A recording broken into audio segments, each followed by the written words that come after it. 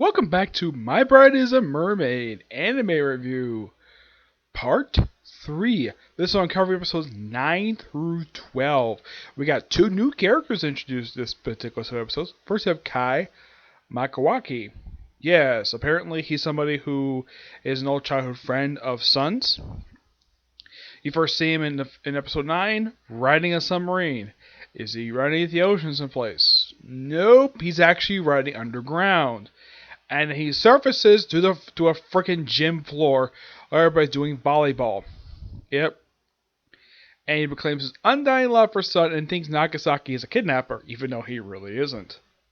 Sun immediately clears up, yeah, not a kidnapper. And of course tells him, yeah, we're actually engaged. Like, what? Yeah.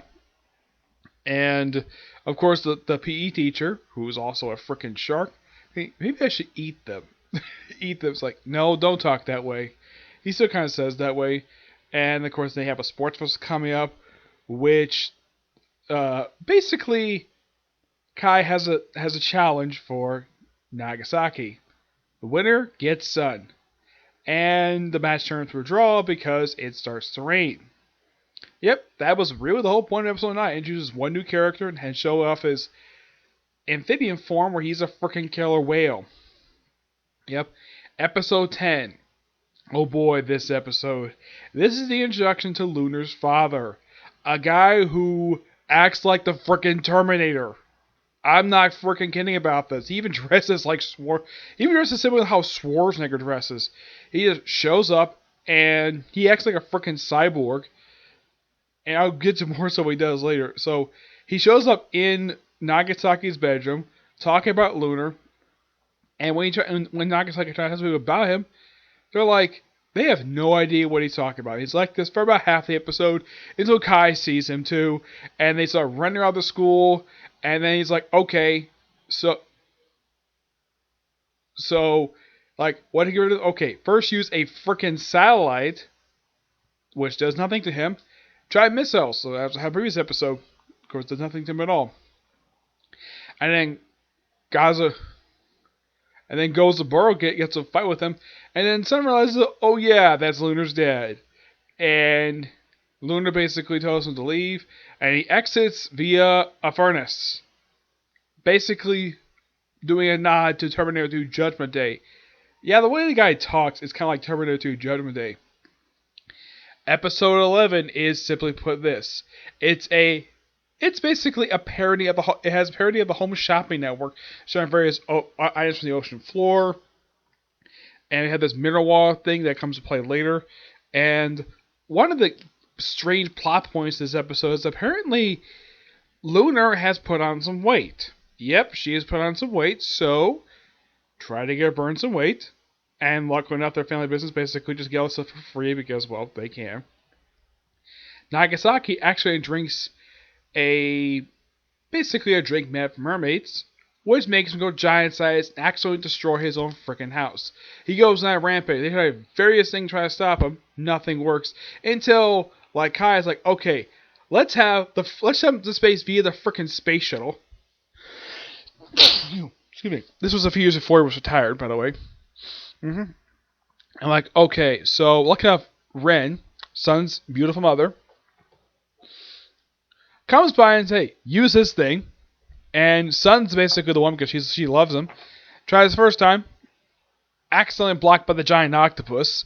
And tried it again. He's like, yep, it gets him. And he comes back to Earth and he's completely naked. Yep. And then pretty much like episode 12 and 13 is simply a two. I was going to stop at 12. But I realized though that 12 and 13 are actually a two-parter. Yep. Well, and of course, Nagasaki's mother treats Sun like a daughter, even though technically him and Sun are not officially married yet. And then all of a sudden, Lunar's alone, and of course, she needs some tutors. She asks Nagasaki, water gets spilled on her, then she gets dried off. Excuse me. And just by sheer coincidence, Lunar's dad just happens to come by right after the place is rebuilt, and he sees Nagasaki rubbing her butt, and of course, this is right after they dry her legs off. And then, of course, he tries to kill him again. It's like, Lunar's like, oh, no, I love him. So they kind of try to get hitched. And like the very next episode, Sun basically contemplating about this. And despite the fact that both Lunar and Maki know the truth that this whole thing was misunderstanding, she chooses not to tell her. And of course, Nagasaki's parents come, and of course, Gozaburo and Rin come to the wedding. And they're about to do a ceremony, and of course, the whole thing was misunderstanding. And then Sun shows up, challenges basically, and of course confesses to Nagasaki that she loves him. And it was also in the very same scene where Lunar confesses she's in love with him too. Yep, about to do the ceremony. That's when Sun shows up, and she pretty much like beats the crap out of a bunch of Lunar's the gang, basically Lunar's father's ahead of, beats the crap out of them, basically using the flatbed, knock them all out, and it's like, okay, stop the ceremony, and about to start a war, and then they stop the war via singing for about 3 days. Yep. Oh, and when they have Lunar transform with change outfit, it looks like the outfit looks almost exactly like Sherry's outfit from Fairy Tail, though this is before Sherry showed up in the actual, probably before Sherry showed up in the actual anime itself, but it looks like the same exact attire. Heck, even the same hairstyle too. Okay. Anyways, yes. So everything all calms down. Of course, before all this announcement happening, she just says, "Oh yeah, I cut off all ties to the family, just so she can Nagasaki." But everything's all forgiven by the end. Her mother basically forgives what she says, and she tells the father's like, "Hey, forgive her the wholesale kind of ties," and tells the father, "Come out of it, you're perfectly fine." Yep, and of course they have the friends basically ask like, "What the heck were you up to for a few days?" And it's like, "Well, we all got sick. We kept passing it around, so that's the reason we're absent the last few days." Yeah, not much else to say about these 5 episodes, but they're actually pretty good. It's good to introduce Lunar's father.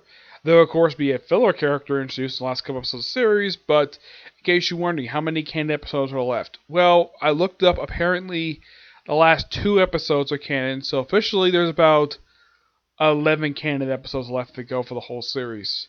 Yes, 11 canon episodes. Overall for the whole series, there are 13 episodes.